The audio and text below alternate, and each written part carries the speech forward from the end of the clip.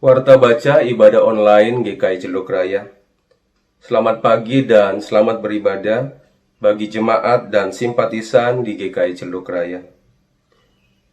Pokok-pokok warta jemaat Minggu tanggal 8 November 2020 adalah sebagai berikut. Yang pertama, kebaktian minggu dan kebaktian kategorial akan dilaksanakan secara online. Majelis Jemaat akan mengevaluasi secara periodik terkait hal ini. Yang kedua, seluruh kegiatan komisi, badan pelayanan, komunitas, dan kegiatan lainnya yang berada di bawah lingkup Majelis Jemaat GKI Celduk Raya untuk sementara waktu tidak dapat dilaksanakan secara tatap muka sampai pemberitahuan lebih lanjut. Yang ketiga, Majelis Jemaat GKI Celduk Raya akan tetap melayani ibadah penghiburan atau ibadah kedukaan sesuai dengan prosedur yang telah ditetapkan.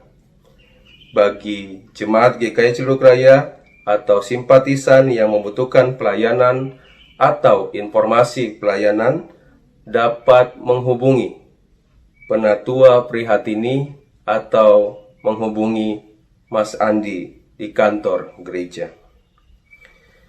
Yang keempat, persembahan dapat dilakukan dengan cara transfer, dengan cara scan QRIS, atau dijemput ke rumah jemaat. Ini dikhususkan untuk jemaat lansia atau jemaat yang memiliki keterbatasan mengakses internet banking maupun QRIS. Ibadah hari ini akan dilayani oleh Pendeta Riani dari GKI Pondok Indah dengan tema pertumbuhan spiritual. Saya mengundang jemaat untuk bangkit berdiri.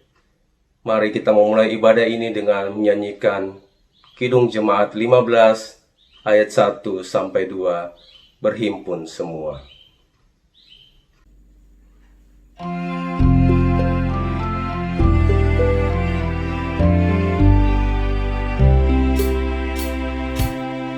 Berhimpun semua menghadap Tuhan dan pujilah Dia pemuda benar. Berakhirlah segala pergumulan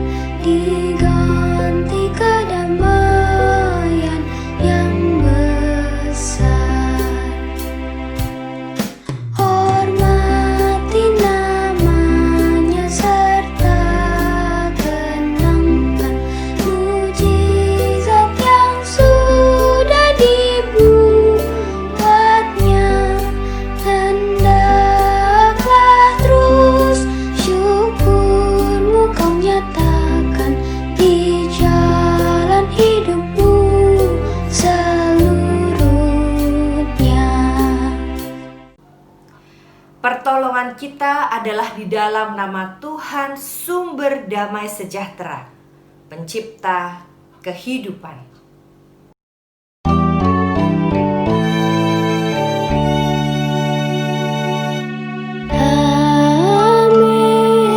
amin, amin,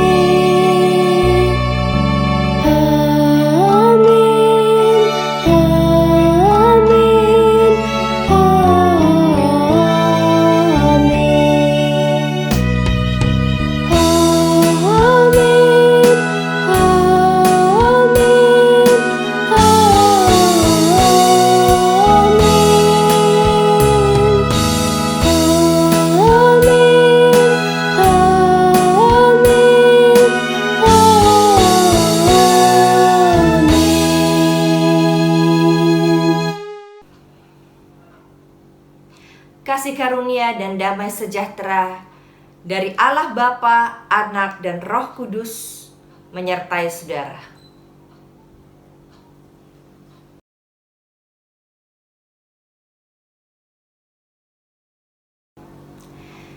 Selamat pagi saudara-saudara. Selamat pagi warga jemaat GKI Ciledug Raya. Saya Pendeta Riani Suharja dari GKI Pondok Indah, atas nama Majelis Jemaat dan Jemaat GKI Pondok Indah mengucapkan salam persahabatan. Saudara-saudara, hari ini ibadah kita adalah ibadah pengajaran. Saya diajak oleh Majelis Jemaat untuk berbagi kepada saudara mengenai pertumbuhan iman. Seperti apa pertumbuhan iman kita? Sejak saya remaja, saya juga mulai berpikir saudara, kalau ada anak yang masih menggunakan susu, minum susu maksudnya, untuk bertumbuh, tapi ada anak lain yang sudah makan bubur, lalu ada orang dewasa yang lebih suka makan nasi daripada makan bubur setiap hari. Itu berarti ada pertumbuhan, ada sebuah perubahan. Rasul Paulus juga mengatakan bahwa ada kalanya orang-orang mendapatkan hanya susu, tetapi ada orang-orang yang bisa makanan yang lebih keras. Saudara, pertumbuhan seperti apa di dalam spiritualitas, di dalam spiritual kita, sehingga akhirnya kita tahu bahwa kita sungguh sedang terus menjadi serupa seperti Kristus, atau kita mengalami sebuah kemunduran, kelesuan, kekeringan dalam spiritual kita. Mari kita sama-sama dengan penuh semangat beribadah kepada Tuhan, menanti pesannya, dan berbicara kepada Dia dengan penuh sukacita bersama dengan orang-orang yang dicintai dan kita cintai.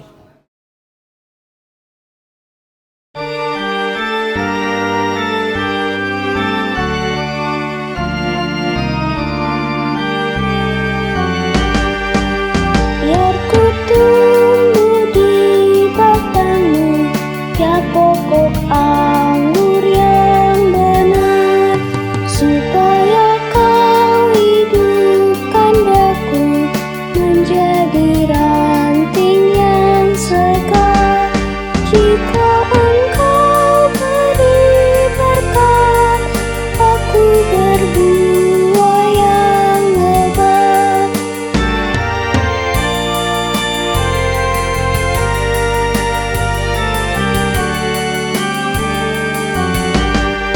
Tak mungkin aku kan mandiri, aku lemah di luarmu, hanya di dalammu sendiri timpalah hidup bagiku. Olehmu aku lebat yang tak berbuah di kerat.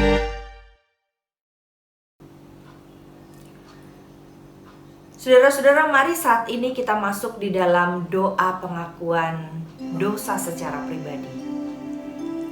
Tidak ada seorang pun yang tahu apa yang kita lakukan, kita pikirkan, kita putuskan, dan kita katakan. Namun biarlah hanya Tuhan dan saudara yang tahu pada saat ini apa yang pernah kita alami, sehingga Tuhan saja yang akan mengampuni kita dari segala dosa. Mari kita berdoa dalam doa pengakuan dosa secara pribadi, lalu saya akan tutup di dalam doa. Kita berdoa.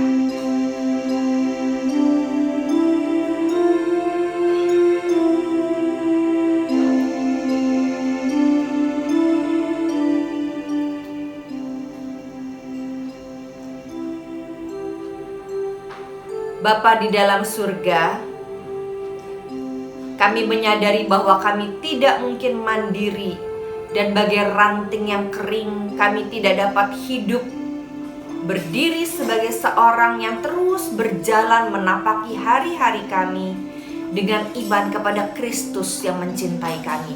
Jikalau Engkau tidak hadir bersama, menemani dalam perjalanan kami, bahkan memberitahu kami apa yang harus kami perbaiki dalam hidup ini.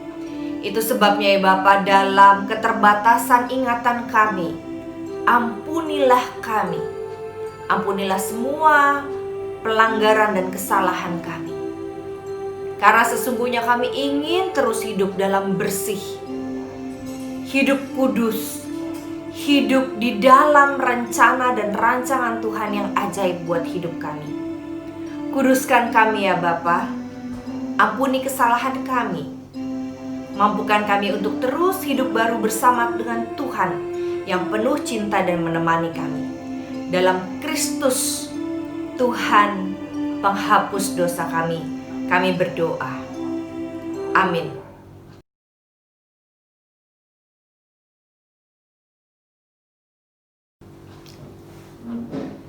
Saudara, firman Tuhan dalam 1 Yohanes 1 ayat ke-7 berkata demikian. Tetapi jika kita hidup di dalam terang, sama seperti Dia ada di dalam terang, maka kita beroleh persekutuan seorang dengan yang lain. Dan darah Yesus, anaknya itu, menyucikan kita daripada segala dosa. Demikianlah berita anugerah dari Tuhan. Hiduplah dalam anugerah-Nya. Saudara, Tuhan telah mengampuni dan mempersatukan kita. Oleh karena itu marilah kita hidup dalam damai dan pengampunan-Nya. Damai Tuhan besertamu. Kita mengucapkan salam damai dengan orang-orang di sekitar kita. Salam damai.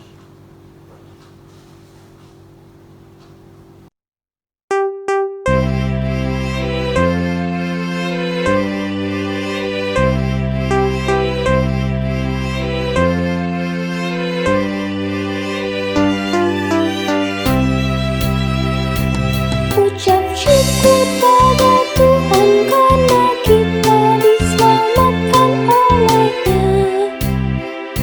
Senandungkan lagu baru, senandungkan lagu baru baginya. Nyanyikanlah dengan riang karena kasih setia Tuhan, nyanyilah. Senandungkan lagu baru, senandungkan lagu baru baginya. Muliakan nama Tuhan karena kuasa-Nya abadi, muliakan. Senandungkan lagu baru, senandungkan lagu baru baginya.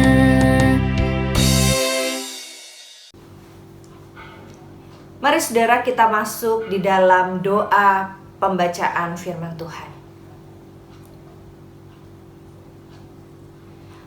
Bapa di dalam surga, kami percaya bahwa Engkaulah yang melayani kami. Engkaulah yang mencintai kami. Engkaulah yang melimpahkan kami dengan segala pengalaman yang membuat kami tahu bahwa Engkau ada. Engkau ada bersama dengan kami. Dan itu sebabnya sapalah kami ya Bapa melalui firman Tuhan yang kami baca. Tetapi juga orang-orang yang mencintai Tuhan, yang mengajak kami untuk bisa memahami bagaimana iman kami dapat bertumbuh di dalam Tuhan, di dalam pengenalan akan Tuhan, dan akhirnya kami boleh menjadi pelaku-pelaku firman dan bukan hanya pendengar saja. Dalam nama Tuhan Yesus Kristus kami berdoa. Amin.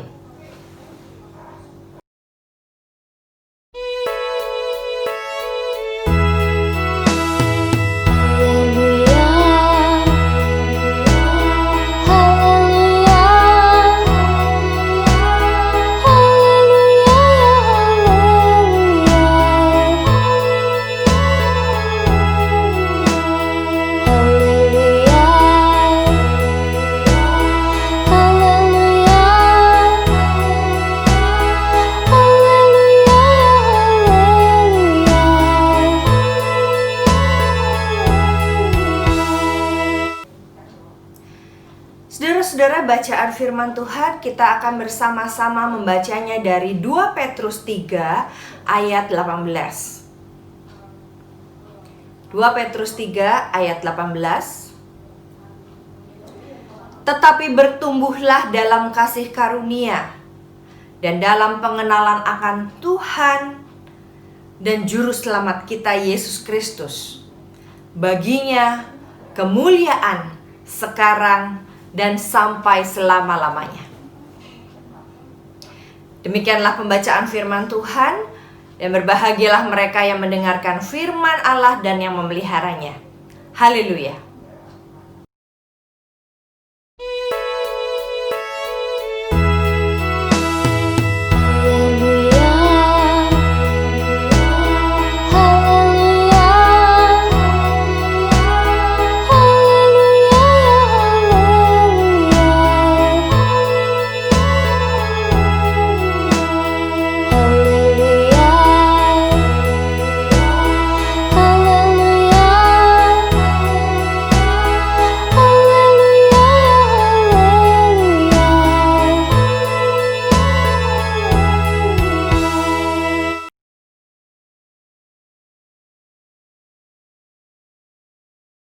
Saudara-saudara, 1 bulan yang lalu sepupu saya karena mengalami pecah usus buntu, saudara.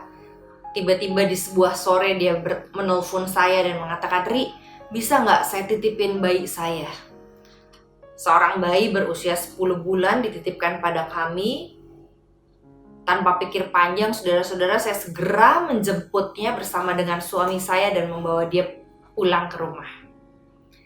Yang saya bingung, saudara, adalah bagaimana saya bicara sama dia ya. Anak ini baru berusia 10 bulan, tidak bisa bicara, dan hanya bisa keluar mama, mama, mama, mama. Setelah 16 tahun saya tidak lagi mengurus bayi karena anak saya sudah remaja. Ini tantangan buat kami. Pertanyaannya, di usia seperti ini, dapatkah saya mengajarkan tentang iman kepada dia? Dalam waktu 10 hari, apa yang saya bisa lakukan untuk pendidikan iman dia? Wah, ini bukan karena pikirannya seorang pendeta, saudara, tetapi sebagai seorang orang tua yang bertanggung jawab ketika menerima anak, maka ada hal-hal yang saya kira perlu saya lakukan untuk mendidik iman dia. Nah, James Fowler, seorang pendeta dan teolog, mengajak kita bersama untuk memahami bagaimana caranya mengajar anak-anak sampai orang dewasa nanti tetap terus bertumbuh di dalam iman. Dengan meneliti sekitar 400 orang, dia memahami bagaimana seorang langkah demi langkah. Pakainya tingkatan dalam teorinya, tapi saya lebih suka langkah demi langkah, mengajak kita untuk semakin hari semakin serupa Kristus. Seperti Rasul Paulus yang mengatakan, "Hidupku adalah Kristus dan mati adalah keuntungan." Atau mengingat lagi Paulus yang mengatakan, "Hanya susulah yang dapat kamu minum, bukan makanan keras." Itu berarti membuktikan bahwa ada orang-orang tertentu yang memang masih harus meminum susu sebagai makanan dan minumannya. Tetapi ada orang lain yang sudah bisa diberikan makanan keras untuk bisa menikmati kenikmatan makanan enak dengan menggigitnya. Nah, demikian juga dengan iman, saudara. Memang pertumbuhan iman ini, saudara, tidak sama dengan laju pertumbuhan fisik atau kognitif. Jadi kalau pertumbuhan fisik, kita tahu di usia tertentu dia sudah harus bisa merangkak, berdiri, lalu berlari, menghitung, membandingkan, dan menganalisa. Pertumbuhan itu jelas terlihat dari fisik dan kognitifnya. Tetapi pertumbuhan iman, saudara, kita tidak bisa menyamakan dengan pertumbuhan fisik atau kognitif. Orang ada yang stop dari perkembangan awal dan tidak maju ke perkembangan berikutnya. Mengambil teori dari perkembangan sosial, perkembangan emosi, perkembangan kognitif, maka James Fowler membuat rangkaian pemahaman agar kita mengetahui bagaimana kita bisa bertumbuh di dalam iman kita. Nah, saudara, sebelum bicara tentang pertumbuhan iman, mari kita samakan dulu persepsi kita mengenai iman itu sendiri. Apa itu iman? Iman adalah, kalau saya boleh menggunakan gambar ini, saudara, iman adalah sebuah kepercayaan terhadap pesan Tuhan, atau ini ada yang namanya sumber kuasa. Kepercayaan saya pada sumber kuasa di luar diri saya, yang kita sebut Yesus Kristus, Allah. Ada sebuah kepercayaan pada sumber kuasa atau Tuhan atau Yesus yang memberikan pesan kepada saya saat saya berinteraksi atau mengalami sesuatu atau yang lain dalam hidup saya.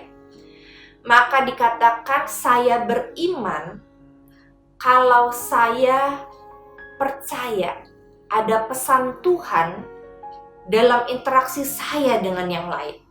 Contoh, apakah saudara dan saya atau anak-anak kita bisa dianggap beriman ketika ia bawa Alkitab datang ke gereja? Saya bawa Alkitab dan datang ke gereja. Anak saya ke ibadah anak atau sekolah minggu. Apakah sudah kita bisa katakan bahwa dia beriman? Belum, saudara.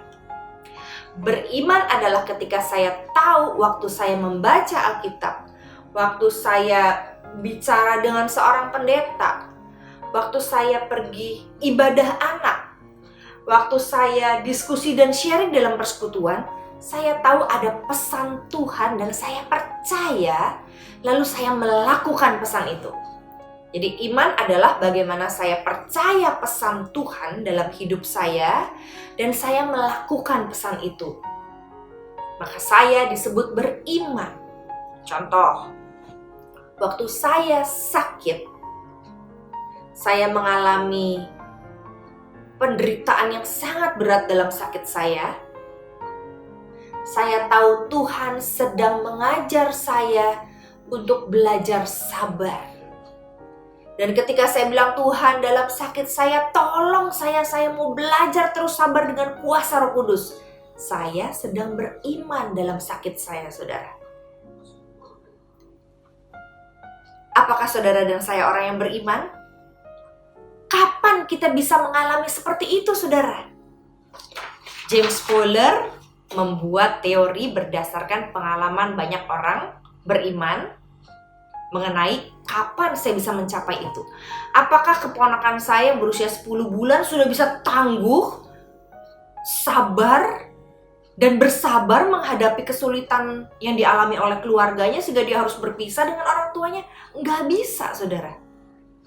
Ada langkah demi langkah yang bisa kita pelajari, ikuti, sampai akhirnya kita bisa mengatakan hidup adalah Kristus dan mati adalah keuntungan. Step 0. Saudara, Fowler membuat ada 6 step atau 6 langkah yang diawali dengan step 0. Untuk mencapai iman seperti yang Paulus katakan tadi, hidupku adalah Kristus dan mati adalah keuntungan. Saya siap berjuang untuk melakukan yang Tuhan kehendaki sampai mati. Bahkan mati pun karena itu saya akan lakukan. Nah, saudara, step 0 adalah step orang belum bisa dibedakan imannya. Karena dia belum bisa mengatakan banyak hal tentang imannya. Biasanya ini dialami oleh bayi, saudara. Di step 0, seperti bayi yang dititipkan pada saya, dia hanya bisa tertawa, tersenyum, bertepuk tangan ketika dia mengalami banyak cinta dari orang-orang di sekitarnya. Rupanya Tuhan membuat sengaja anak-anak bayi itu tidak segera sadar siapa orang di sekitarnya supaya dia menerima banyak cinta dari banyak orang. Nah, saudara, di step 0 itu kita sebut adalah Fowler menyebutnya dengan iman yang tidak bisa dibedakan. Jadi anak bayi nggak bisa beda, kita nggak bisa tahu anak bayi mana yang sudah beriman, mana yang belum beriman. Yang pasti setiap bayi diberikan cinta yang berlimpah. Itu dasar iman. Dasar iman dibutuhkan oleh setiap orang mulai dari dia bayi sampai dia dewasa dan mati. Bahkan ada orang dewasa yang juga haus cinta, dia sangat membutuhkan dasar cinta yang begitu banyak sehingga dihujani oleh pengalaman merasa dihargai dan disayang. Kalau jemaat kita ada di step 0 ini, saudara, berikan cinta yang banyak. Melalui berbagai cara, sapaan kasih, pelukan, kehangatan, kunjungan. Bahkan juga ada yang membutuhkan barang atau materi atau makanan. Berikan itu, saudara. Karena itulah panggilan Tuhan buat kita mencinta. Setelah orang itu bisa mengatakan terima kasih, maka dia membutuhkan satu orang saja. Gak perlu banyak-banyak lagi, saudara. Dia hanya perlu satu orang seperti seorang bayi yang bertumbuh dari umur 1, umur 2, umur 3. Dia hanya butuh satu pendidik utama namanya, primary educator. Nah, bayi yang membutuhkan satu primary educator akan langsung mengimitasi atau mencontoh si pemberi cinta. Ini sangat efektif jika ini terjadi pada anak-anak yang sudah memiliki orang tua yang memiliki banyak pengalaman, pengetahuan, dan cinta dari Tuhan.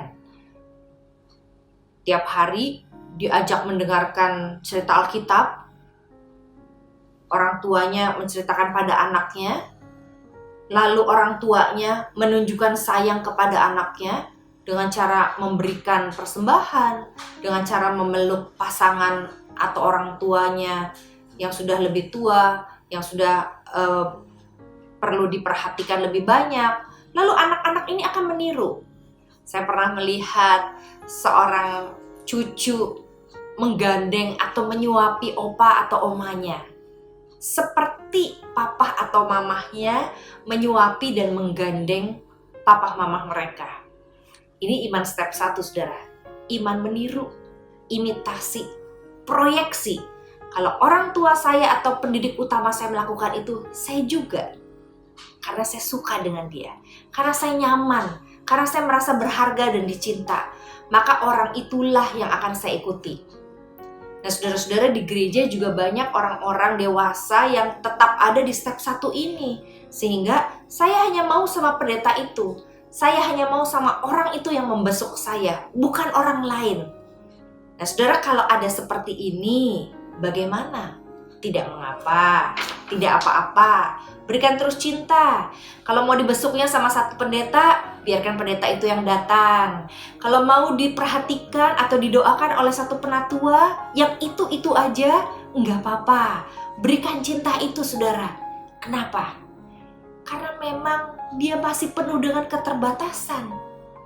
Cintanya hanya ditujukan pada satu orang itu saja, dan hatinya hanya ditujukan untuk menerima cinta satu orang itu saja. Nanti saatnya tiba, dia bisa berterima kasih dan merasa sangat penuh cintanya dari orang tersebut, maka dia masuk ke dalam step 2, saudara. Orang-orang yang masuk step 2 bukan hanya mengimitasi. Kalau saudara pernah tahu cerita Baba Gump atau cerita Tom Hanks yang di situ diceritakan sebagai anak autis, maka dia hanya mau ikut ibunya saja. Maka ada satu istilah, dia bilang, my mama says I'm special. Anak-anak di step 1 hanya mau dengar satu orang, dan dia akan sangat ngefans sama orang itu. Itu bagus kalau yang dia favoritkan adalah orang-orang yang memberikan dampak dan nilai-nilai yang baik buat dirinya. Nah, saudara, dalam tahap iman ini memang tahap meniru, sampai pada dia bisa memberikan feedback, respon cinta kepada orang yang mencintainya itu. Saudara pernah satu kali mencintai seorang anak, lalu saudara bilang begini, boleh nggak permennya itu buat saya? Lalu dengan senang hati anak itu memberikan balik permennya kepada saudara. Tapi begitu seorang lain, seorang tante atau om mengatakan, boleh nggak om juga dapat permen dari kamu? Lalu bilang, no, tidak. Nah, ini iman di step 1, saudara. Yang sudah naik ke step 2. Saya mendapatkan cinta dari orang tersebut, dan akhirnya saya memberikan kembali cinta kepada dia. Jadi kalau ada gambar merah, merahnya sudah mulai penuh, saudara, karena diisi oleh satu orang ini dan dia bisa memberikan balik. Hanya orang-orang yang sudah mulai penuh dengan cinta bisa mengembalikan cinta pada orang yang mencintai dia. Nah, ini ada di step 2. Dia penuh cinta, dia memberikan cinta pada orang yang mencintai dia. Itu sebabnya disebut iman literal. Iman di mana saya memberikan pada kamu memberikan pada saya memberikan kepada kamu. Iman literal. Saya, kamu, kita saling bersama. Kamu disembuhkan oleh Tuhan, saya juga pasti disembuhkan oleh Tuhan. Kamu mendapat mujizat, saya juga mendapat mujizat dari Tuhan. Itu sebabnya disebut iman mistis. Kamu dapat, saya dapat. Tuhan beri kepada kamu, Tuhan juga beri kepada saya. Ada sebuah vice versa, timbal balik. Di gereja, orang dewasa juga banyak yang mengalami ini, saudara. Iman vice versa. Iman di mana saya secara literal tahu, saya dapat dari seseorang, lalu saya kembalikan ke orang itu. Tidak heran ada orang-orang yang merasa disayang oleh seseorang, lalu dia mengembalikan cintanya, balas jasa, to take and to give kepada orang yang sama. Kalau itu terjadi, tidak apa-apa, saudara. Karena memang keterbatasan orang itu adalah pesan Tuhan yang dia terima adalah cintai orang yang mencintai kamu. Balaslah kebaikan dengan kebaikan. Baru sampai situ, saudara. Tapi ketika dia menyadari bahwa cinta itu tidak cukup hanya berdua saja, maka dia akan naik ke step berikutnya.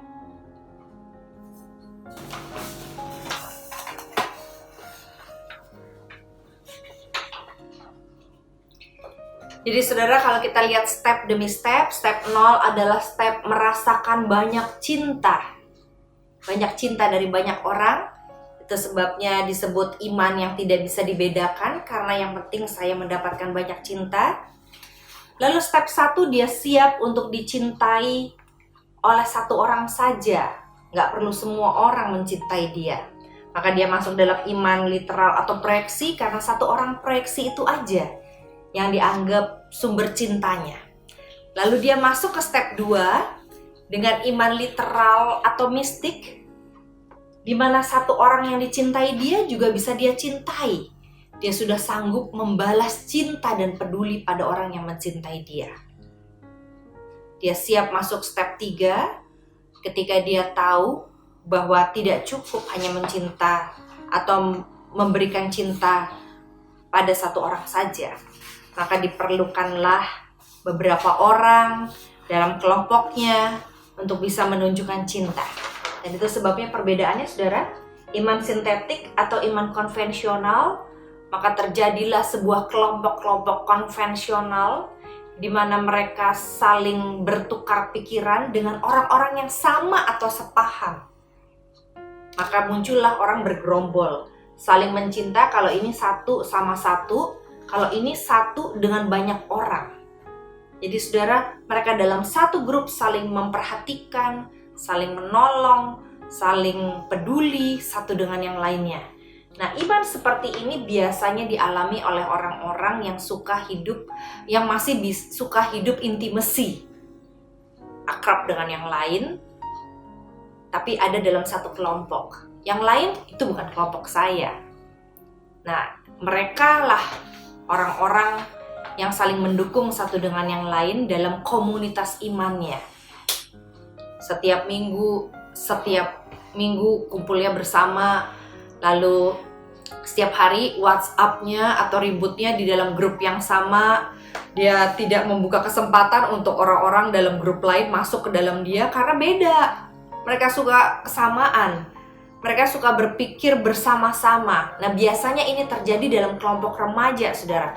Karena perkembangan kognitif mereka sudah memungkinkan mereka untuk bersosialisasi dengan orang-orang yang berbeda walaupun tetap punya satu kesamaan dalam kelompok iman mereka.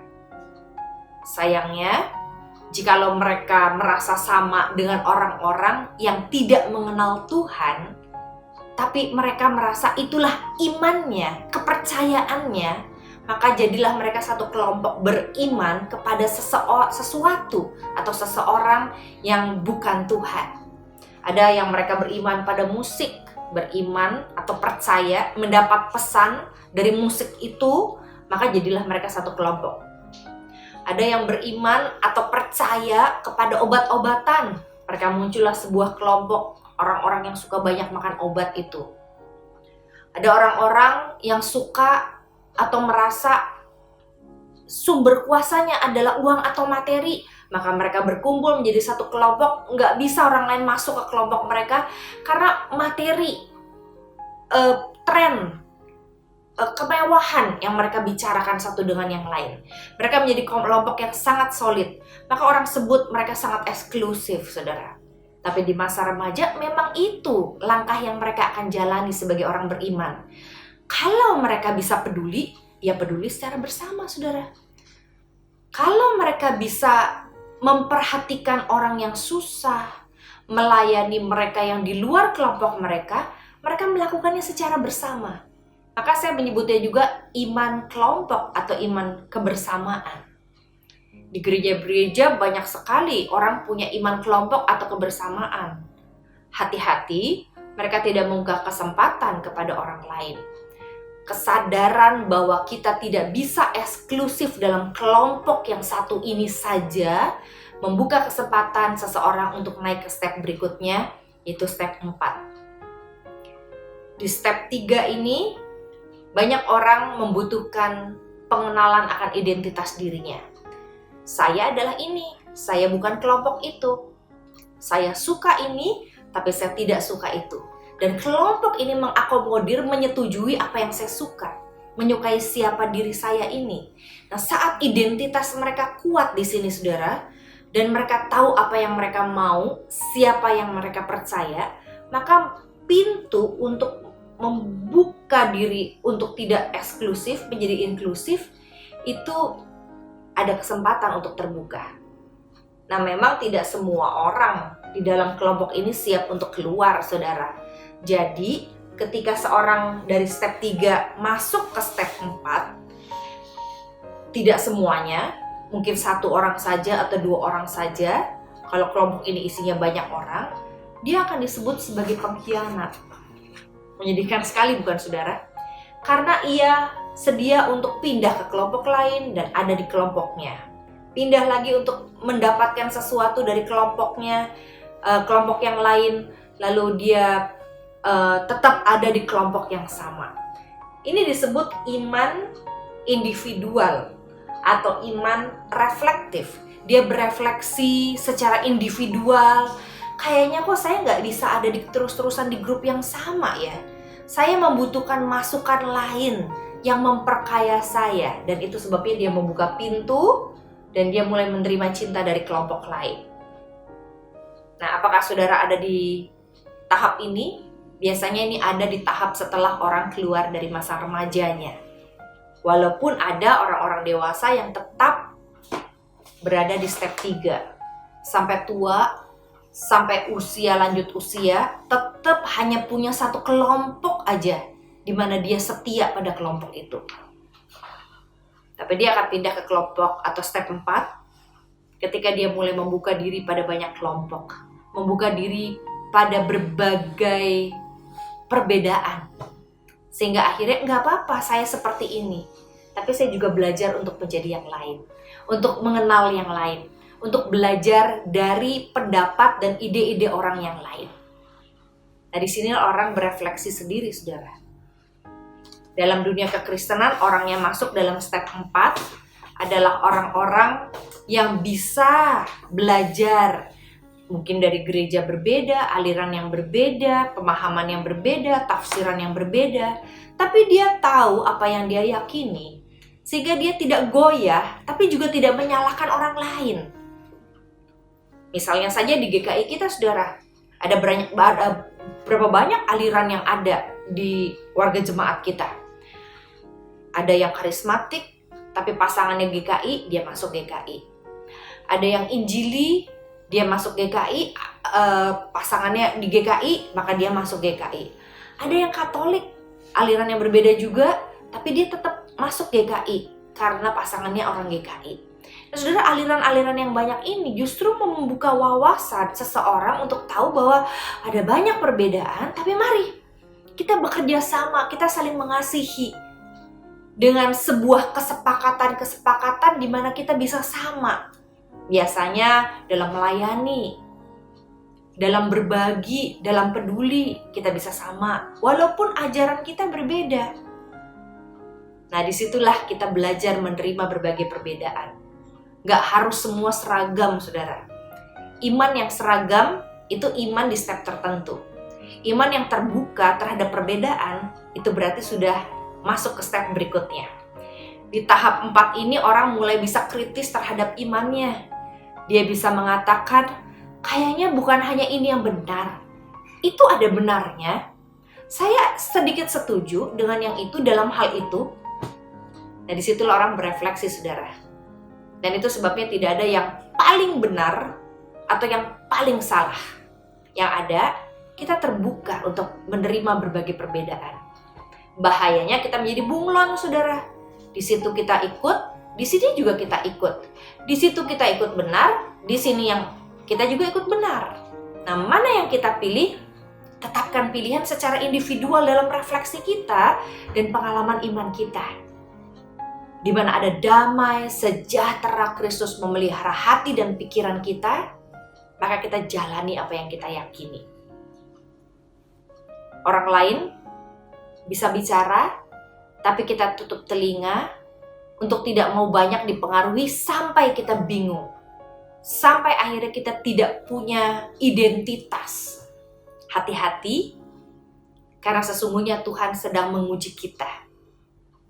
Bagaimana prinsip hidup kita sebagai pengikut Kristus? Saudara, saya akan agak maju dan mundur. Maju dalam arti saya mengatakan bahwa di tahap 6 adalah tahap di mana orang bisa mengatakan hidupku adalah Kristus dan mati adalah keuntungan. Itu sebabnya aku berjuang untuk Kristus dan aku siap untuk menggerakkan banyak orang mencintai, melayani dan peduli lebih lagi. Nah, sebelum orang masuk dalam tahap 6 ini, saudara, orang masuk tahap atau step 5. Step 5 adalah disebut iman konjungsi. Iman konjungsi adalah iman di mana dia sanggup menghubungkan satu perbedaan dengan perbedaan lainnya dan menikmati keindahan dari perbedaan.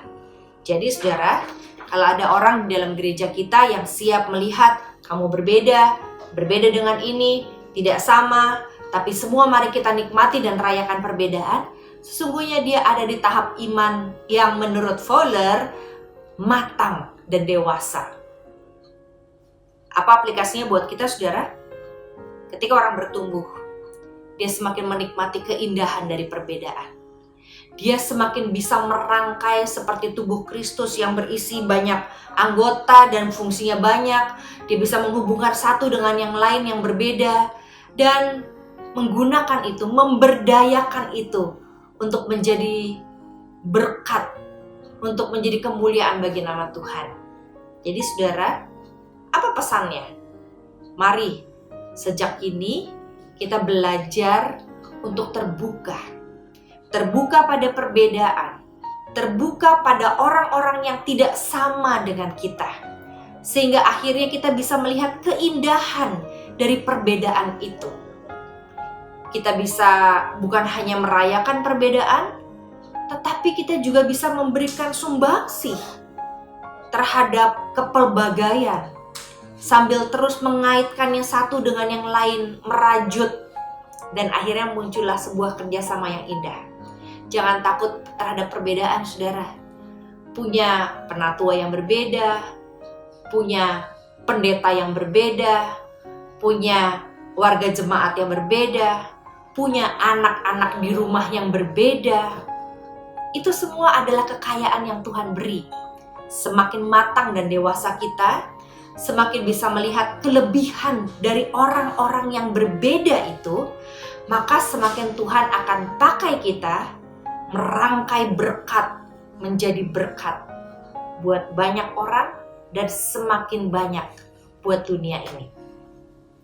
Tuhan memberkati saudara, Tuhan memberkati jemaat GKI Cira untuk menikmati perbedaan yang ada di sekitar kita, di rumah kita, di tetangga kita, dan melihat itu sebagai berkat dari Tuhan. Tuhan memberkati. Amin.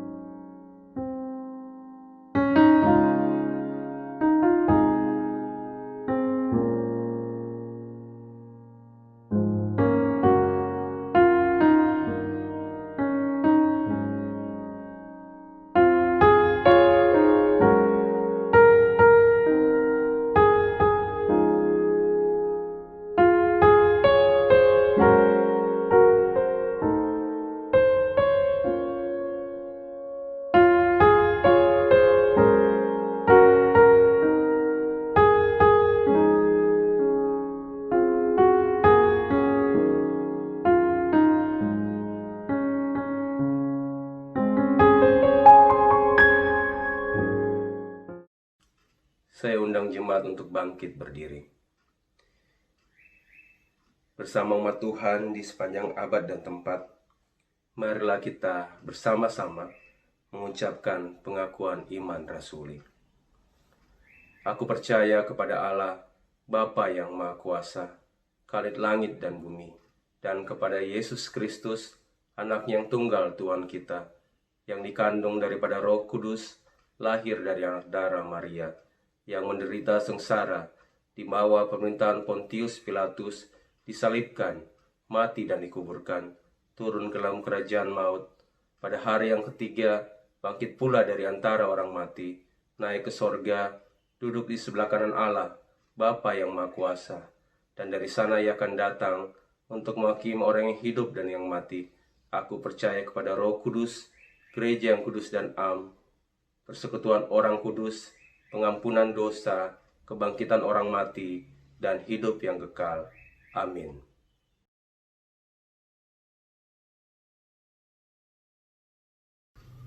Bapak, Ibu, dan saudara-saudara semua, saat ini kita akan masuk ke dalam doa syafaat. Mari berdoa. Bapa di sorga, terima kasih ya Tuhan untuk penyertaan Tuhan di dalam perjalanan kami sebagai komunitas, sebagai gereja, sebagai jemaat di GKI Ciluk Raya. Tuhan, terima kasih untuk segala kasih sayang, terima kasih untuk cinta, terima kasih untuk kebersamaan, terima kasih untuk saling tegur, saling sapa, untuk saling care antara satu dan yang lain. Terima kasih ya Tuhan untuk segala perkara yang Tuhan boleh izinkan terjadi dan menguatkan iman kami di dalam perjalanan kami sebagai jemaat di GKI Ciluk Raya. Dan saat ini ya Tuhan, kami akan berproses, kami akan memproses izin IMB kami menjadi IMB Rumah Ibadah. Bapa di sorga yang memampukan kami, memampukan PPRI, memampukan majelis jemaat, dan juga memampukan kami, jemaat-Mu GKI Ciluk Raya, untuk boleh bahu-membahu, untuk boleh saling menopang, saling mendukung di dalam proses impian kami untuk boleh memperoleh IMB rumah ibadah. Mampukan semuanya Tuhan, dan lapangkan semuanya, dan tunjukkan jalan-Mu yang terbaik bagi kami, agar ketika kami melakukan semuanya, itu bukan karena keinginan kami, tetapi semuanya karena Tuhan yang mengizinkan, dan semuanya untuk hormat dan kemuliaan nama Tuhan. Biarlah ya Tuhan, dalam proses ini hanya nama Tuhan saja yang boleh diagungkan. Bapa di sorga, tuntun dan pimpin perjalanan proses IMB kami, agar semuanya Tuhan boleh memberikan kebaikan bagi kami, Jemaat GKI Ciledug Raya, dan juga untuk hormat dan kemuliaan nama Tuhan. Inilah doa kami ya Tuhan, ampuni salah dosa kami, dan terima kami yang bermohon dalam nama-Mu Yesus Kristus. Kami telah berdoa dan mengucap syukur. Haleluya. Bapa di dalam surga, kami juga berdoa saat ini mengingat orang-orang yang kami kasihi di dalam rumah kami. Berdoa buat anak-anak yang mengalami kesulitan dalam studi, yang begitu jenuh untuk berada di rumah 24 jam dalam 7 hari.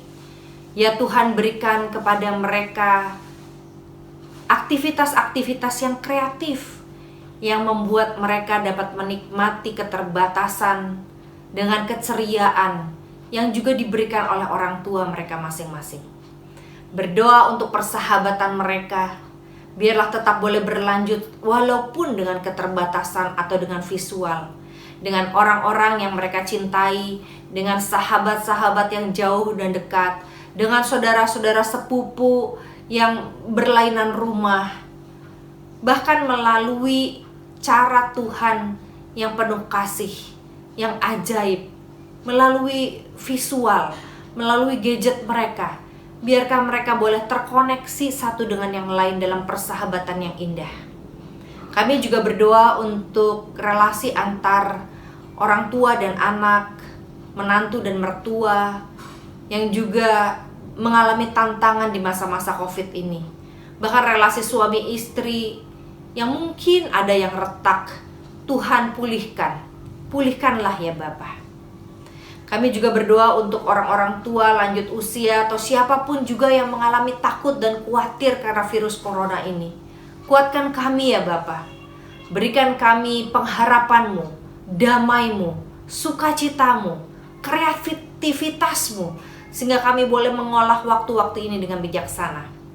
Kami juga berdoa untuk keluarga-keluarga yang menikmati masa-masa pandemi ini dengan berada di rumah secara bersama dengan anggota keluarga yang mereka cintai. Berikan kepada mereka juga hati yang peduli pada mereka yang membutuhkan uluran kasih. Kami juga berdoa buat mereka yang selalu ada bersama di masa pandemi ini, tetapi harus menghadapi kenyataan bahwa mereka berbeda. Ya Bapa, mampukan kami melihat perbedaan sebagai kekayaan Tuhan dan merayakan serta memanfaatkan perbedaan itu untuk memperkaya relasi dan kerja kami ke depan satu dengan yang lain. Akhirnya kami berdoa untuk gereja kami, untuk pendeta kami, pendeta Hobert dan calon pendeta Titin. Tuhan berkati dalam perjalanan mereka menjadi gembala buat gereja masing-masing. Berkati majelis jemaat yang juga bersama-sama bergandengan tangan melakukan tugas pengembalaan, pembinaan, penata layanan, apapun itu Tuhan. Berkati setiap kerjasama dalam perbedaan yang ada, supaya boleh memperkaya satu dengan yang lain. Kami juga mau berdoa atas keprihatinan bangsa ini dan dunia ini, biar Tuhan memberikan jalan keluar, biar mereka tahu bahwa Tuhanlah pemimpin di dalam dunia ini. Dan kepada Tuhanlah masing-masing mereka bergantung pada sumber kuasa yang penuh cinta.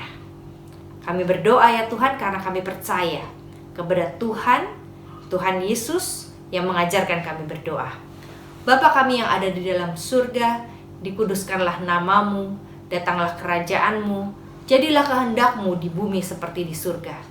Berikanlah kami pada hari ini makanan kami yang secukupnya, dan ampunilah kami akan kesalahan kami, seperti kami juga mengampuni orang yang bersalah kepada kami. Dan janganlah membawa kami ke dalam pencobaan, tapi lepaskanlah kami daripada yang jahat. Karena Engkaulah yang punya kerajaan dan kuasa dan kemuliaan sampai selama-lamanya. Amin. Selamat bergabung bagi jemaat dan simpatisan yang baru pertama kali beribadah online bersama dalam ibadah online GKI Ciledug Raya. Kiranya kita bersama-sama mendapatkan damai sejahtera dan sukacita di dalam Tuhan Yesus Kristus. Kita akan masuk ke dalam ordo persembahan. Dasar persembahan, saudara-saudara kekasih Tuhan, dengan penuh syukur mari kita haturkan persembahan yang telah kita siapkan seraya mengingat firman-Nya yang diambil dari 2 Korintus 9 ayat 7. Hendaklah masing-masing memberikan menurut kerelaan hatinya, jangan dengan sedih hati atau karena paksaan, sebab Allah mengasihi orang yang memberi dengan sukacita.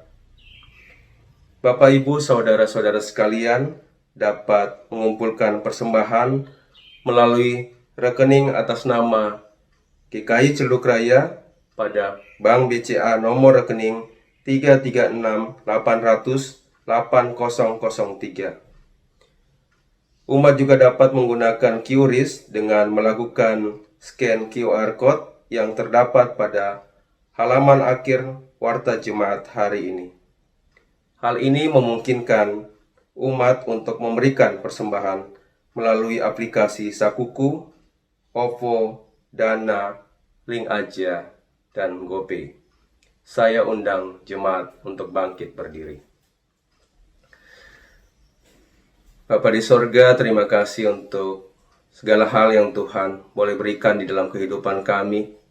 Terima kasih ya Tuhan untuk semua kasih sayang dan cinta Tuhan dan segala perkara yang boleh Tuhan izinkan terjadi di dalam kehidupan kami.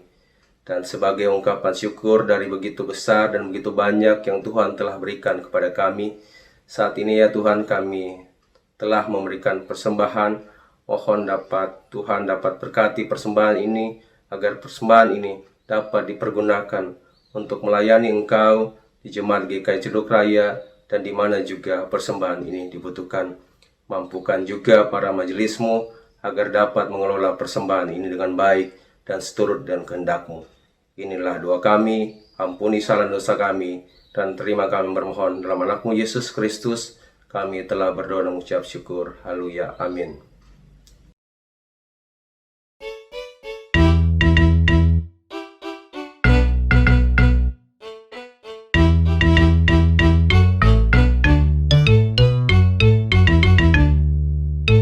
Tuhan mengutus kita ke dalam dunia, bawa pelita kepada yang gelap. Meski dihina serta dilanda duka, harus melayani dengan sepenuh. Dengan senang, marilah kita melayani umat-Nya.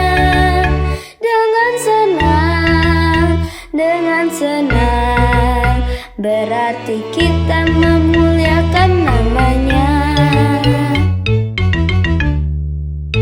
Tuhan mengutus kita ke dalam dunia, menolong yatim dan orang yang resah.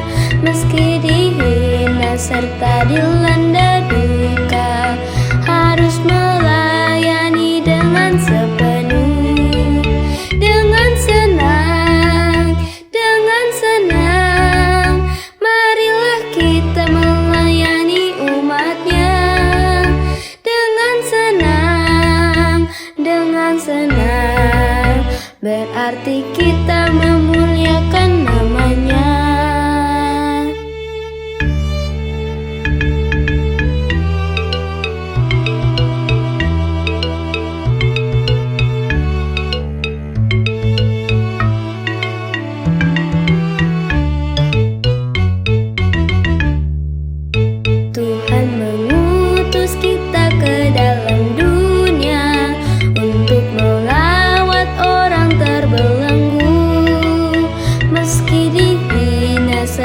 dilanda duka, harus melayani dengan sepenuh, dengan senang, dengan senang. Marilah kita melayani umatnya dengan senang, dengan senang. Berarti kita memuliakan namanya. Saudara-saudara jemaat GKI Ciledug Raya, akhirnya ibadah formal ini berakhir, tapi ibadah kita yang sesungguhnya adalah di rumah kita, di tempat kerja kita, di tempat studi kita, atau dalam masyarakat kita.